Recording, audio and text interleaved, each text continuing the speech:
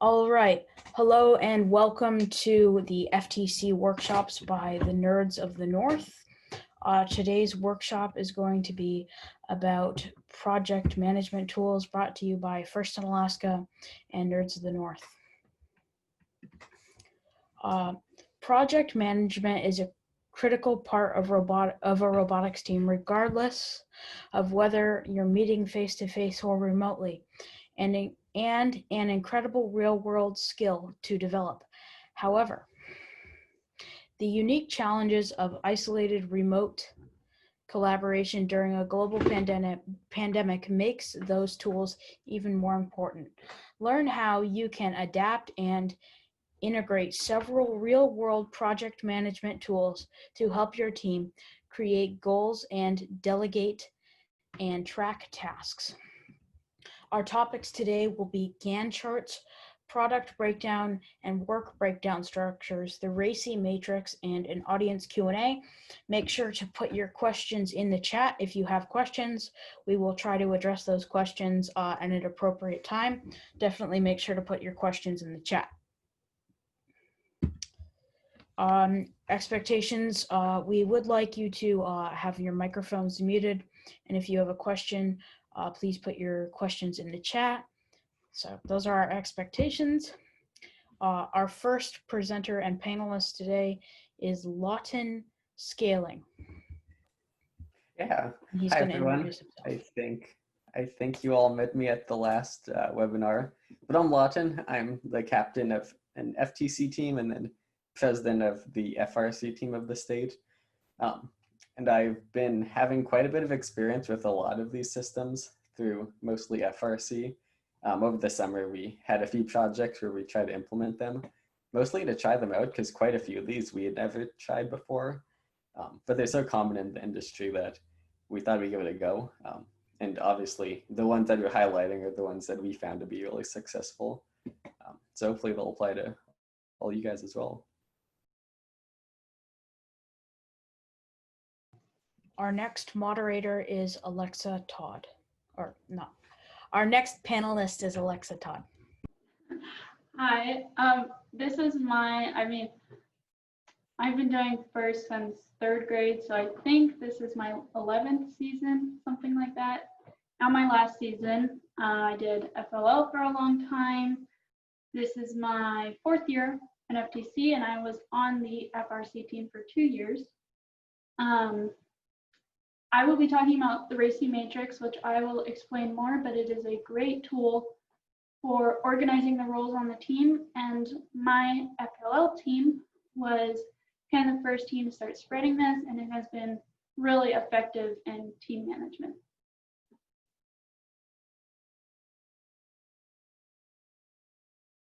Alrighty then, I am Benjamin. I am your glorious moderator or something like that. I am here to direct questions and keep the conversation going. I've done FLL for a while, and yeah, and now I'm on FTC and FRC, and I'm a freshman, so new to the FTC FRC world, but I have been doing FIRST for a while, and FIRST is really awesome and fun. So our first topic today is going to be Gantt charts. Lawton? Yeah, so perhaps before we jump into Gantt charts, just to give a little overview of what project management tools are. As the name would suggest, it's just kind of any system to help manage projects. Obviously in robotics, you have a lot of projects, not just with building, but with outreach. And I'm sure many of you are doing, if you're trying to like host a competition, or if you're doing programming, or you have some struggle on your team. All these systems are hopefully to help you manage that project and really make sure collaboration between people happens. And like Benjamin was saying, it's so much more relevant now that we're online and we don't have the luxury of meeting face-to-face to discuss all of this. So yeah, the first topic is Gantt charts, which was invented by Henry Gantt in the early 1900s. And it began being used in World War I to help plan invasions. And it's really good for keeping tasks, knowing a date of a task for when it should be completed by, and knowing kind of a timeline of what needs to get done at what point. And so I know in FRC we've used it a lot in 2 seasons now to manage mostly the build side of the team. So when we have some subcomponent to make, knowing when that deadline should be done. So at the beginning of the season, we have a visual layout of how the whole season is going to progress. And then if we exceed some deadline, we know that we have to put more work into it or somehow fix it, because in FRC as well as in FTC, we have very strict deadlines that aren't going to be flexible if we can't make them. So if you could hand over the screen share to me real quick, Ben. Yeah, definitely. Cool. What I can do is I can show you the Gantt chart that we've used in FRC. So for those who are at the last webinar, know that over the summer, FRC had a project to make kind of this off-season robot. And so this is the exact Gantt chart we have for that. It's still in progress. You'll notice a few of these deadlines have actually passed. But beginning on the left side, you'll see we have kind of these big categories. So like design team, build team, programming, Arduino. And then within each of them, we've split them down into very small pieces that have very, like, we know exactly when they'd be completed. So it's well laid out. So for example, recruiting new members. And then we had a deadline for that, and it's hopefully obvious when that'll end and when we can say we've completed that. So having some criteria laid out. And then we have racy, part of racy, which we haven't filled out yet. And Alexa will cover what that is later. And then we've got the due date and the status. And then you'll notice on the right side, this is kind of the visual end of this. And this is traditionally what you think of as a Gantt chart. This type of thing we've added because we found it useful, especially in robotics.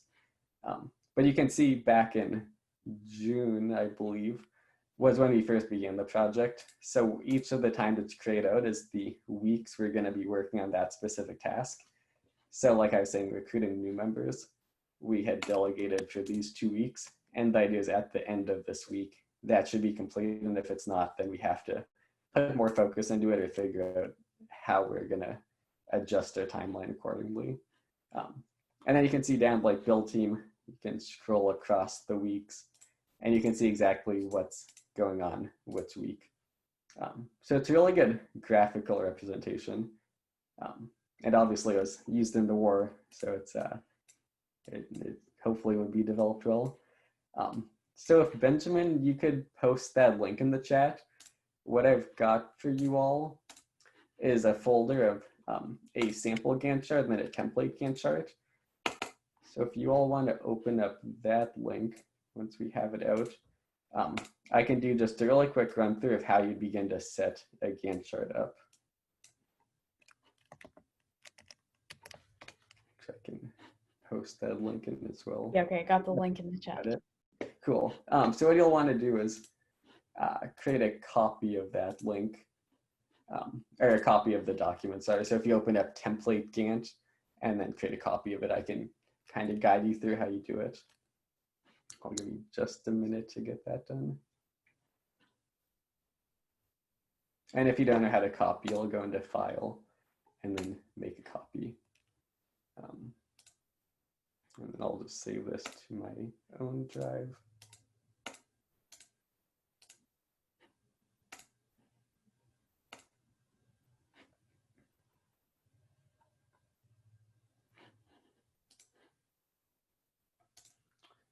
Cool. Hopefully you all were able to get that working.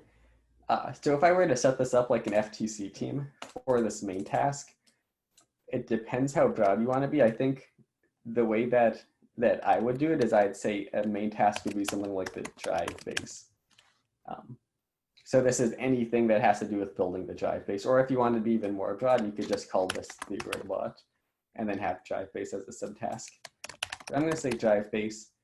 And then within this is going to be all the pieces of a drive base that you'll need. So I could say creating 3D model of the drive base. And then I could say prototyping, or how about we say deciding wheels. So I'll leave it at just those 3. just kind of subcomponents of what you need to do to have a drive base finished. And then for each of these, we can have a date associated with it. So if we were to start this today, perhaps I'd say the 28th, we want to have the drive base done, and we can say November 4th for the wheels, and then the 20th, or the, let's say 20th for the drive base. And then the status, this is pretty cool. We had our Excel wizard, Vicky, help us out with this. You'll notice it says status, and if you were to say, the way we've done it is we've had either not started, in progress, or complete. And so once you mark something as complete, you'll notice it automatically bubbled that in green, just kind of a nice representation. And then if it were to be passed, so say this was supposed to be done earlier this month, and then I said not started, it's going to turn it red because that's something that needs our attention because it's past deadline. And then we can use this kind of graphical interface to then give us a visual. Obviously, these aren't the correct dates, but if we were to just trade them out, then this kind of shows us when we're supposed to have each of these things completed by. I won't go through the effort of actually switching those, but hopefully that gives you an understanding of how you interface with that. And then, so moving back to the sample, you'll see basically what we do is each week we'd find the week we're on. So like we're in 10 this week. So this week we had one thing we're supposed to have done, which is complete avatar, which we're a little bit behind in. But this gives us some motivation to keep up and to make sure that we could either adjust the timeline accordingly, or we can just put more effort into finishing it. Does anyone have any questions on that? You should hopefully you can have access to this folder after the event, so you can continue to tinker around with that. No questions? Cool. Well, in that case, I can jump into the second topic, which is fairly similar. It's PBS, or WBS, which stands for Product Breakdown Structure and Work Breakdown Structure. And just kind of a personal anecdote, I actually didn't like this going into FRC. There was a few years that I was hesitant to try it, but this summer I did try it, and I generally liked it. I think it's a really helpful tool, especially when you're remote. There's so many features of it that, yes, you can. That's fine. There's so many features of it that are helpful when looking into how to manage, especially build team. And so similarly, this was developed by World War II, I think, and it was actually used in NASA during the moon missions. So once again, very tried and true, reliable method. And so if you jump in that folder again, I can bring up a template. This is of the same project we're working on with the Gantt chart. And so you'll notice we have similarly a kind of main component, such as drive base, shell, lift. And then within each of those, we have subcomponents. And these, rather than being a task, these are going to be a specific item. So for the drive base, we need wheels, we need motors, we need shafts. And then it's just kind of a bunch of info about each component and how we're supposed to obtain it. So all these are purchased items. You'll notice there's some design parts, like mostly 3D printed stuff, and then marking where you get it from. So this has been particularly useful in, since FRCS work with UAA, so we've been marking like UAA whenever we have an item from them, so that we know someone will have to go in and grab that item. And similarly from like Diamond, if we know we have to get it from there. And then marking the quantity if anyone were to have to look back to figure out where they'd need this. And then the status and whoever is in charge of the product or whoever has it currently.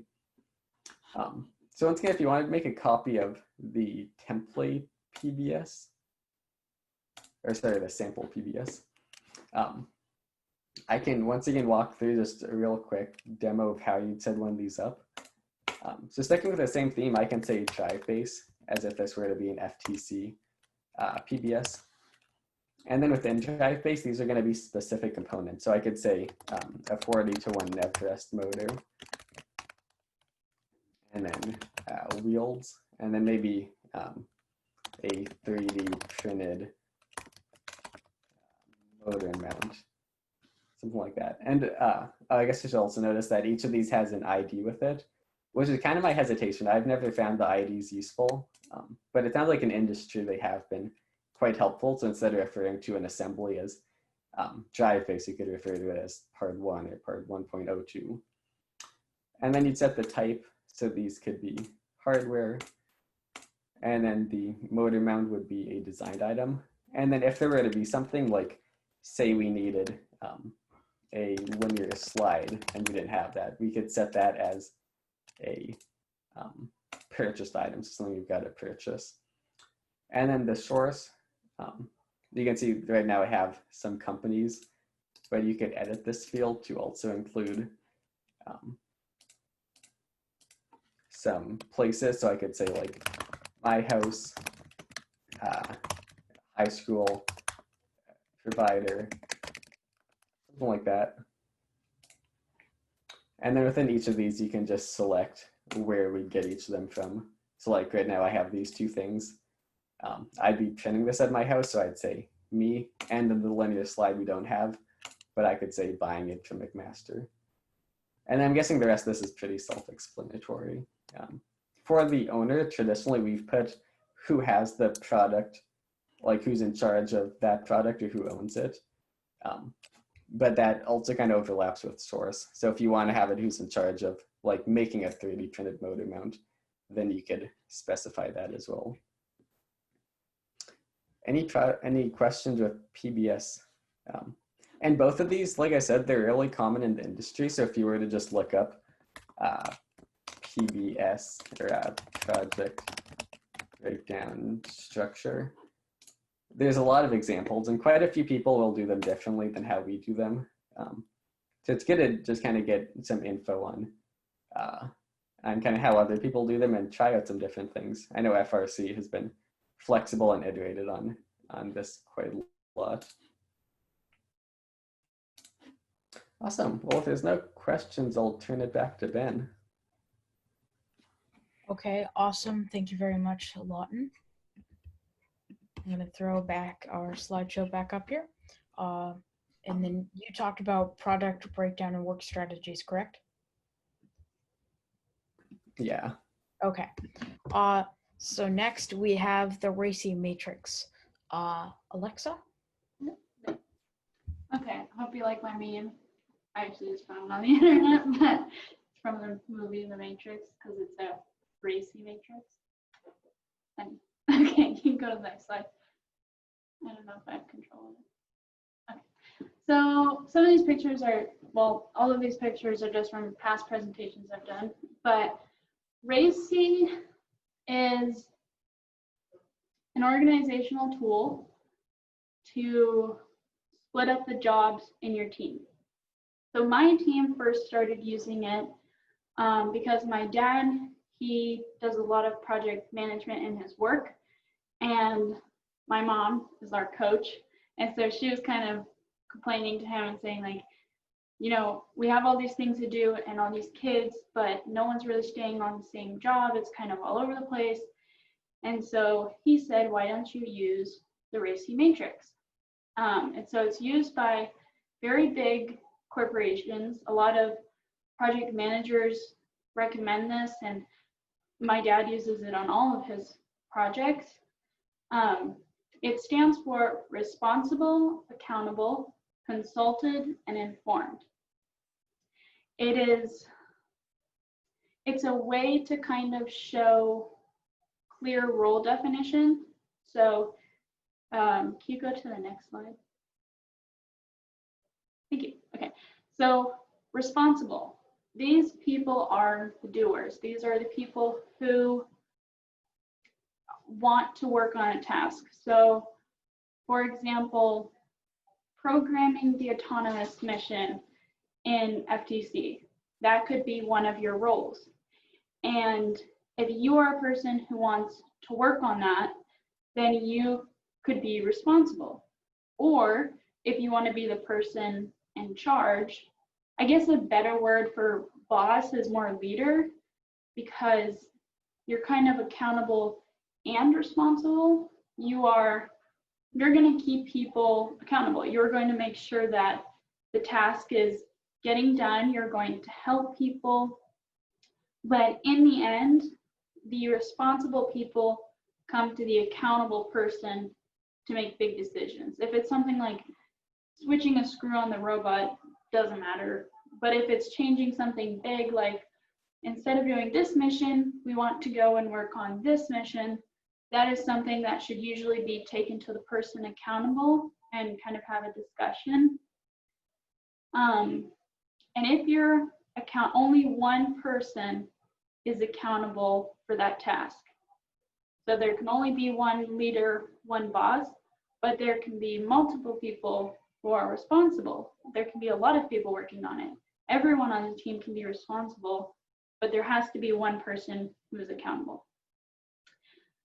Consulted is an expert opinion. So I'll go back to a reference of my dad. If we were talking, like if we had to give a presentation on project management tools, he would be someone that I would put down as consulted, because he is someone who has a lot of experience in this, and he can give an opinion of what you're doing and ideas, but he won't work on it. So a lot of the time, well, pretty much all the time, the coach is either consulted or informed. They could be informed on the robot because that's not really their thing, but they could be consulted on, I don't know, the engineering notebook, because that's kind of what they're good at, and they're going to give their opinion on the engineering notebook. Informed is just need to know. You are just being told what is happening. So a lot of times in FLL, my friend Ellie, who was on our team, was always accountable for team spirit, and I would be responsible with her. We were so excited to pick out our team shirts and our logos, but the boys were always informed. They did not care. So if you're informed, if you say you're informed for something, you're pretty much just getting told what to do, what's going to happen. And I mean, obviously this is like flexible, but if you're informed on team spirit, then hey, you're going to wear a rainbow tutu to competition and you didn't want to be consulted. So that's what you signed up for. So that's kind of the roles. So we can go to the next slide. It has some examples. So these are a few of our racy. The one on the left was from Animal Allies. So that was my last season in FLL. And we have been using racy for like 2 seasons probably. And so this is just one of those, you can get them at like Office Max. It's a big sticky note. We would just stick it to the wall and start by brainstorming. Just brainstorm all of the roles, all of the things that need to be done. And so you can be as broad as you want if it's just robot, engineering notebook, core values, that type of thing. Or you can be more specific, like the robot arm or autonomous or endgame. You can be more specific, or the engineering section, like the actual engineering section of the engineering notebook.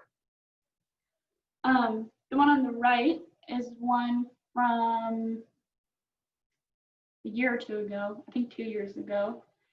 And you can kind of see we like added on to it, and you can edit the racy as much as possible. Like roles will change.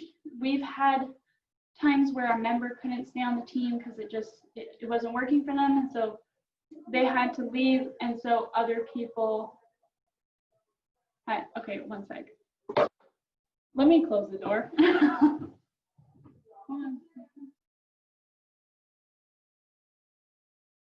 A quick reminder, make sure to put your questions in the chat. If you have any questions, be sure to put them in the chat so they get addressed at the Q&A session right after this. Okay, anyways, so as the season goes on, you will probably have changes. And my recommendation is keep documentation of all of your changes. Show in your engineering notebook and to the judges that over the season, things have changed, that you guys have had to adapt, because that's just part of the season, having to change the roles. The racy in the middle, which is a little hard to look at, is from last season. And so you can kind of see how over time it's gotten a little bit better. We've kind of gotten more advanced with it, had different roles. And so it's just a good way to clearly define what everyone needs to do. And then when you come to a meeting, or let's say Mitchell, my brother, will show up at a meeting and go, I don't know what to do. Then my coach will say, go look at the racy. You know, what is on the racy that you're responsible or accountable for that isn't done yet? Because there's always something to do. And the racy is kind of a good way to know, hey, this is my job, or Jackson is accountable for website and I'm responsible for it, and I'm going to go help him with that today. And one big thing about this is, especially switching from FLL to FTC, where you have to be more independent from your coach, this is a great way to learn that independence, to have something that is clear. You don't, of course, you can go to your coach and ask questions, but you don't need to go every meeting and say, I don't know what I'm supposed to do, because you have these roles that are defined, and you have someone, either you're in charge or you have someone you go to kind of ask questions. And it's just a way to kind of lead things, make it more organized, and it can be applied to Gantt charts or Rail. We use Rail, rolling action item list. So there you go, that's racy. All right, thank you very much to our esteemed panelists. It appears we have some questions. So our first question is about racy. Can someone be accountable and responsible at the same time? No, because it's kind of implied. If you're accountable, you're also responsible. So it's kind of the same thing. You just have more responsibilities if you're accountable. All right, our next question is, what do we need to assign racy to? Can you repeat that? What do we need to assign racy to? Like a PowerPoint or? Oh, it can be anything. We just used a piece of paper, just make like a spreadsheet and put everyone's names. Yeah, put your coach too, because there may be a role that's like, I don't know, booking tickets for travel or something, and that's something that the coach is going to be accountable for. But just do a spreadsheet. We put the names at the top and the roles on the side, and then you just kind of go each role and you say, Lawton, do you want to be responsible, accountable, consulted, or informed on programming? And then he would respond, and we would put that. And when you have more than one person that wants to be accountable, that can get a little tricky. Sometimes we would go with seniority, which is a little, I don't know, but if you're someone who has been accountable for programming for 2 years and a new member on the team wants to be accountable, usually we would leave it as the person who is accountable in the past. Or we say, you can be accountable for this one, but this person will be accountable for this as a trade-off. So. Okay, our next question about racy is, how effective is racy? I was muted. Okay. We found it pretty effective. I think it's not for for every team, but I've mentored a lot of FLL teams where they're all new, and so it's kind of hard to know what to do, and a racy can kind of clear up those roles. So I think it's effective in the sense of having something to look at and to follow. And so we have found it effective. I've seen other teams who found it effective. So I think it's great. Okay, and we have one final question about racy. How effective is racy? Did you just ask that? Oh, I might have. Okay, we have a question about Gantt charts. What are some tips for getting back on track if you are missing deadlines on a Gantt chart? Yeah, so this is something that FRC has definitely struggled with. Like I was just revealing our project avatar was supposed to be finished this week and we still have a bunch of red boxes.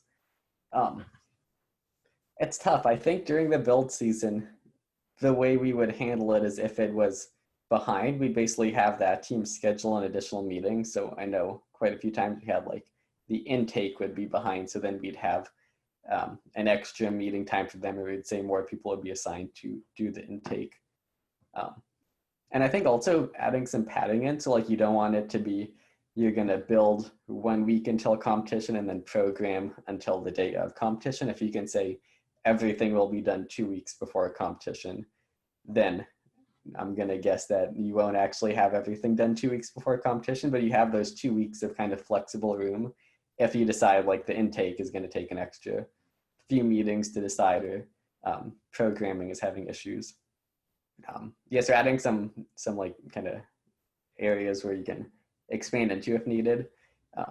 And then going back to the racy, keeping people accountable. So like if somebody's assigned, and this is one of the great things about the way we have the Gantt chart assigned is we have racy in it. So you can assign who's responsible and accountable. And so being sure the person accountable knows they're accountable and that they're the ones who have to take the burden of fixing something if like the intake gets behind. Okay, thank you to our awesome panelists. We have one last question before we wrap this show up. What software do you recommend for each of these systems? We'll start with Lawton. So I guess we've always just used Google Sheets because most people know how to use it and it's really flexible. I know there's some specific software like Trello, which we kind of touched on last week with these boards that you can drag around. And then Monday.com is one that I've really wanted to get into. But that's basically Gantt charts in a more visual setting. But I think for beginners, just having a Google Sheets does more than enough for what you need.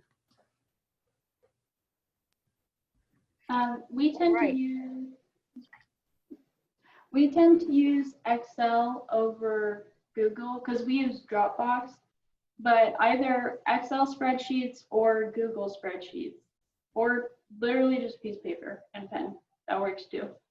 Just some way to make sure that you document it and you put it in your engineering notebook, as judges really like it. They like to see it. And also keeping track of changes is a good idea too. All right, thank you very much to our awesome panelists, Alexa and Lawton. I'd like to quickly throw in a pitch for our upcoming workshops. Our upcoming workshops are engineering documentation on 10/21, 3D modeling on 10/28, and building and maintaining team websites on 11/14. Thank you very much to everybody who came, and thank you to our awesome panelists, and thank you to Mr. Roach for being the adult in charge.